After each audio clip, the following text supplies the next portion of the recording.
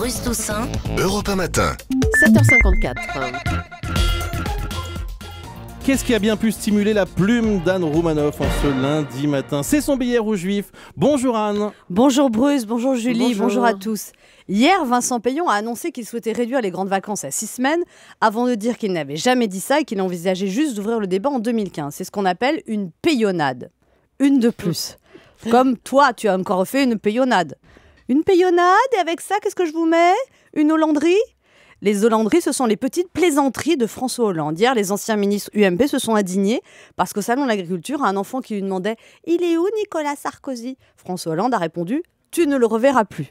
Et à cette saillie, tous les courtisans présidentiels ont ri de bon cœur. Oh, oh, oh, oh, oh, oh, oh, oh, oh. Bon, tu ne le reverras plus. Certes, il n'y a pas de quoi s'esclaffer pendant 10 minutes comme les courtisans présidentiels, mais il n'y a pas non plus de quoi en faire un fromage. Il faut le faire, Bruce. Passer 10 heures au salon de l'agriculture, embrasser les enfants, serrer les mains, boire du vin, goûter du pâté, manger du fromage, boire du vin, manger un bout de saucisson, caresser les vaches, goûter un apéritif, caresser les poules, boire un digestif, tout en ayant l'air présidentiel mais sympathique, chaleureux mais concerné, digne mais proche des gens. Pour en revenir à la payonnade, Vincent Payon, qui est un homme intelligent, cultivé, philosophe, semble réellement avoir un problème de rythme. Il n'est jamais dans le bon tempo. Depuis 9 mois, son obsession, c'est de tripoter le calendrier scolaire et il annonce toujours les changements à contretemps. Trop tôt, pas au bon moment et dans la précipitation. Pour quelqu'un qui veut intervenir sur l'organisation du temps, il n'arrive pas du tout à prendre son temps. Bon, en même temps, c'est vrai que ministre de l'Éducation, c'est pas facile comme boulot. Il faut essayer de ne pas contrarier 800 000 enseignants, 6 millions d'enfants et 12 millions de parents. Quand tu vois des gens dans une famille de 4 personnes, comme c'est difficile de tomber d'accord sur le plat qu'on va manger le soir, vous imaginez la difficulté pour que 20 millions de personnes soient d'accord sur une réforme ? Surtout que les Français veulent toujours des grands changements, mais ils détestent quand on change leurs petites habitudes.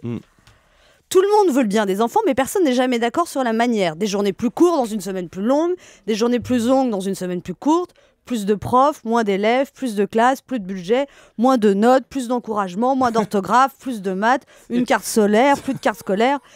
Les discussions sont sans fin. Toutes les tentatives de réforme de l'éducation ont donné lieu à des manifs de grande ampleur où on scande le nom du ministre dans des charmantes ritournelles. Payons, si tu savais, ta réforme où on se la met. La seule chose sur laquelle tout le monde soit d'accord, c'est pour dire que Vincent Payon est un ministre de l'Éducation bien maladroit. Il semble ignorer le mot concertation. La concertation, monsieur Payon, c'est quand on fait semblant de demander aux gens leur avis pour décider ce qu'on avait prévu au départ. On concerte d'abord et après, on annonce ensuite. Non mais 6 semaines de vacances, pourquoi pas, mais avec le bac, on est souvent à 3 mois de vacances. Passer de 3 mois à 6 semaines, ça sent la manif, la grève, les banderoles, les ritournelles. Payons, situs. Mais ouf, le débat est repoussé en 2015. C'est comme le cumul des mandats, c'est repoussé à 2016. L'inversion de la courbe du chômage, c'est repoussé à 2014. Pendant que le gouvernement repousse, beaucoup de Français se demandent s'ils ne se sont pas plantés quand ils ont choisi la tulipe de Hollande. Des graines ont été semées, mais la floraison est vraiment longue à venir. Vivement le printemps. Ah oui, merci Quelle image, beaucoup. Anne. Merci Anne Roumanoff et à demain.